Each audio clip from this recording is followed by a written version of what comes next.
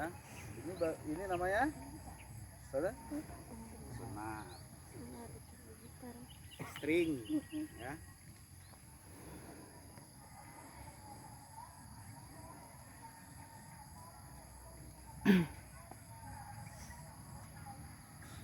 Terus tali ini sama juga seperti lins tadi, dia ada bagian tengah yang dibagi dua ya, bagian tengah yang dibagi dua. Yang pertama itu lebih, yang sisi kanan itu lebih pendek sedikit dibandingkan dengan sisi kiri. Terus di tengahnya ada yang namanya knocking ya, untuk meletakkan anak panah. Kita praktek, pakai tunjukin dulu caranya.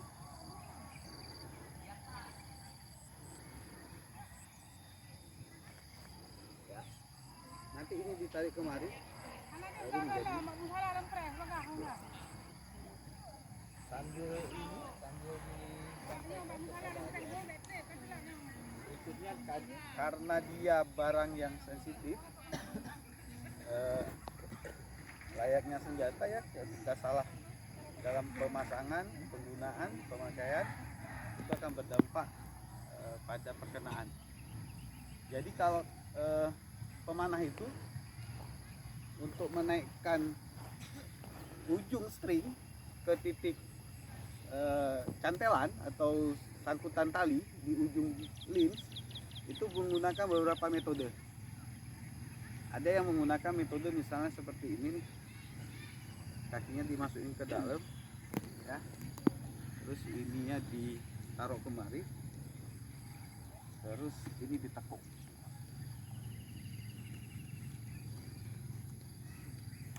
Seperti itu. Ada yang kalau busurnya agak gedean, tinggian, dia mainnya sampai ke bagian sini ya, bagian sini ini ditekuin ya, terus dia taruh ke bagian panggul di sini, di apa namanya nih, panggul ya, ya. Terus ini ditekuk kemari. Tetapi dalam perjalanannya ini tidak aman buat alat. Kemungkinan dia mereng atau rusak di bagian ini itu tinggi. Maka kemudian mereka menggunakan alat bantu. Nah, alat bantu ini sebenarnya terserah sih yang mana mau digunakan, yang mudah tetapi aman buat pemanah dan alat panahnya. Maka kemudian beberapa teman di sini saya menggunakan seperti ini. Jadi ini dipijak, misalnya mau dipijak dua boleh, dipijak satu boleh, berdiri di tengah, kemudian kita tarik, layaknya busur sedang ditarik, kemudian ini dilepaskan. Lebih aman, lebih ringan dan simple, sederhana seperti itu. Jadi ini tinggal ditarik seperti layaknya kita menarik tali busurnya, dan ini digeser kemari. Sudah dihasilkan, selesai. Seperti itu. Itu bicara amannya. Sederhana sih gitu. Nah, udah berapa alatnya? 3. Apa satu lagi?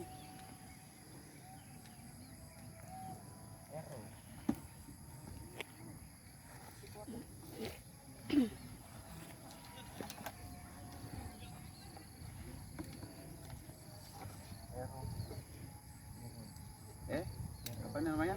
Arrow. Anak panah. Bahasa Inggrisnya sih arrow. Bahasa Indonesia anak panah. Anak panah ini juga punya bagian-bagian. Dia ada bagian knocking, kemudian dia kemudian ini bagian apa namanya nih? Ada yang tahu? Hah? Ayo siapa? Ya boleh. Dia bahan tuh. Oh ini plastik. Ada yang dari bulu angsa ya, bulu bebek gitulah, bulu-buluan gitu. Terus kemudian ada batang ya, ada batang arrow, kemudian ada poin atau ujungnya anak panah. Nah, ketika ini jadi seperti ini, maka ini baru dibilang apa tadi? Busur tanah. Seperti itu. Ya. Seperti ini kira-kira. Baru ini siap digunakan. Seperti itu. Nah, bagi kita anggota pramuka, kenapa sih harus diajarin memanah? Karena kan seperti itu. Kenapa pramuka mengajari adik-adik untuk bisa atau mengetahui bagian-bagian dari busur? Ada yang tahu? Hah? Ayo, ada yang tahu nggak? Hah? Nggak tahu? Ayo, nggak ada yang tahu? Yang pertama, pramuka itu kan mengajarkan kepada kita kemandirian. Ya, salah satunya nanti ke sana.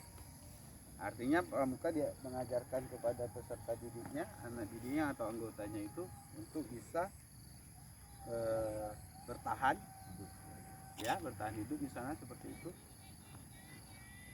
Katakanlah misal satu saat ada kondisi yang membuat kalian harus bertahan hidup dan mempunyai senjata untuk bertahan hidup. Dengan kita mengetahui bagian-bagian busur, maka kita bisa merakit atau membuat busur.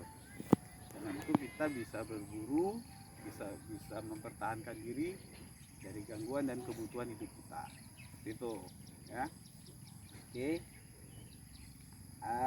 Alat sudah kenal, kemudian sebagian bicara keamanan memasang busur sudah disampaikan.